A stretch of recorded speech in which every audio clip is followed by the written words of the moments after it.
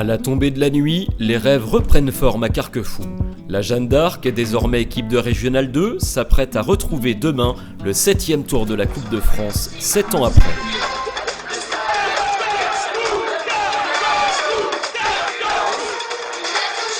Le club de Loire-Atlantique reçoit ce samedi une formation finistérienne de National 3, l'US Tréguinque.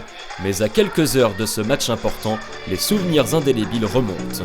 Et des joueurs qui vont aussi courir des bons coups à jouer. En 2008, Carquefou a vécu les plus grands moments de son histoire. Après avoir sorti Guignon et Nancy, les Ligériens créent la sensation en éliminant l'Olympique de Marseille de Djibril Cissé et Samir Nasri en 8e de finale, malgré 4 divisions d'écart, et ce, devant plus de 35 000 spectateurs à la Beaujoire. Toute une histoire racontée par deux légendes vivantes du club, Baptiste Lafleuriel, aujourd'hui l'entraîneur de la Jeanne d'Arc, et Sébastien Lepay, passeur décisif pour Idrissa Ndoye il y a 13 ans, des scènes de liesse qu'ils n'oublieront jamais. Pour nous, ça reste des souvenirs qui vont rester gravés à tout jamais, j'ai envie de dire. Voilà, c'est des choses qui arrivent qu'une fois dans une carrière de joueur amateur.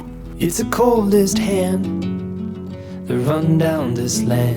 Les revoir aujourd'hui, c'est toujours la même émotion en fait, c'est toujours les mêmes frissons. Voilà, c'est ça. La coupe, je pense que c'est ça. C'est ce qui fait que ça transcende le foot amateur ou les gens parce que ça apporte une émotion et dans le sport en général, on a besoin de ces émotions-là, quoi. Ça a été des moments extraordinaires, inoubliables, avec le contexte aussi qu'on connaît, les matchs à la Beaujoire avec plus de 30 000 personnes. Donc c'est sûr que voilà, c'était pour nous, ça a été une période de notre vie, je pense, complètement folle.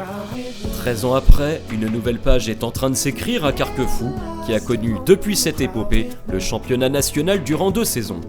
On est dans la banlieue nantaise, on est dans l'antichambre du FC Nantes, et voilà, on reste un club amateur à notre place.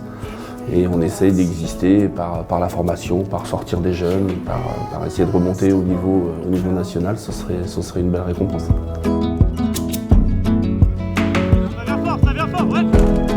C'est des expériences qui nous ont servi et surtout c'est des choses que moi je m'attache à transmettre dans l'approche des matchs, dans la manière d'appréhender la compétition et surtout quand il y a des oppositions comme ça avec une équipe d'un niveau supérieur.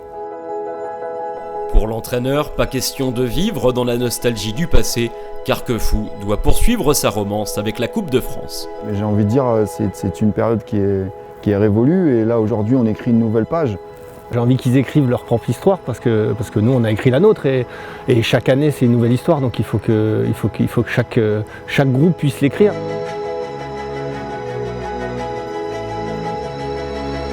C'est une aventure qui est totalement différente aussi. Eux, ils ont vécu leur aventure. Maintenant, je pense que c'est à nous, pourquoi pas, d'écrire la nôtre. Après, oui, j'avais vu le match contre Marseille. C'est très marquant pour le club de Carquefou parce que la preuve, on en reparle plus de 10 ans après. Donc après, nous, ça sera un match totalement différent. On n'est pas au même stade pour l'instant. C'est une super aventure. C'est vrai qu'on passe toujours à l'histoire parce que c'est quand même ce qui prédomine. Jouer contre l'OM et le PSG, c'est pas anodin. Ça a quand même une petite saveur particulière à Carquefou, je pense. Certains jeunes n'ont pas connu ça, qui vont jouer ce week-end. Mais par contre, tous les supporters, les commerçants, enfin tout ce qui tourne autour de Carquefou, tout le monde se souvient de ça. Donc ouais, c'est la cerise sur le gâteau. C'est pas une ambition écrite en début de championnat. Par contre, effectivement, on ne va pas se priver de prendre du plaisir et de donner du plaisir parce que c'est quand même ce qu'on souhaite avant tout. Alors, est-ce le début d'une nouvelle épopée ?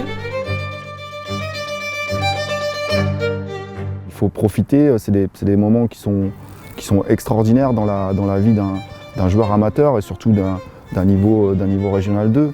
Donc voilà, c'est ce que je leur ai demandé, c'est de profiter de cette semaine avec tout l'engouement qu'il va y avoir autour de ce match et c'est à eux d'écrire leur histoire maintenant.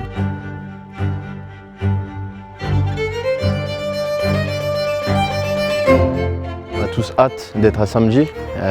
Mon équipe, j'ai totalement confiance parce qu'on fait un bon début de saison, ça se passe plutôt bien, il y a une très bonne ambiance. Donc pour nous, comme nous a dit le coach, c'est que du bonus d'arriver à ce stade-là. Et puis on sait qu'il y aura du monde au stade, donc nous on sait que ça va nous pousser pour donner le maximum en tout cas. On va dire que c'est une récompense, une juste récompense de leur travail, qui s'éclatent, qui en profitent, qui vivent des émotions, parce que moi la coupe c'est ce qui m'a... C'est certainement le mot que je ressors, quoi. Vivre des émotions collectivement avec les copains, voilà, tout donner sur un match et à la fin voir que le stade il est en effervescence parce qu'ils sont contents pour nous, quoi. Donc ouais, il faut qu'ils vivent ça, faut qu'ils le fassent vivre au club, et puis surtout de se dire que nous on a été capable de le faire, donc ça veut dire que tout le monde est capable dans la coupe quand on se donne les moyens et qu'on a envie, qu'on n'a pas envie de lâcher, qu'on a envie d'aller le plus loin possible, et faut y croire en fait. Donc moi je leur demande d'y croire. Il faut juste qu'ils écrivent leur histoire à eux, si ça peut passer, c'est tout de suite sympa.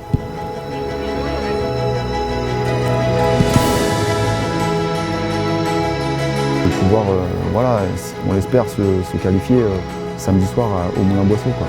On peut souhaiter une qualification, qu'il y ait du monde au stade. Tous derrière les verts et blancs, c'est vraiment ce que j'attends de samedi soir, qu'on fasse l'union derrière nos petits jeunes et nos carquefoliens. On sera tous déguisés et ce sera une belle fête. Allez Carquefou, allez les verts. Allez les verts. Le rendez-vous est pris ce samedi à 18h au stade du Moulin-Boisseau. Carquefou tentera de faire tomber les Bretons de l'US Tréguinque pour renouer avec son histoire.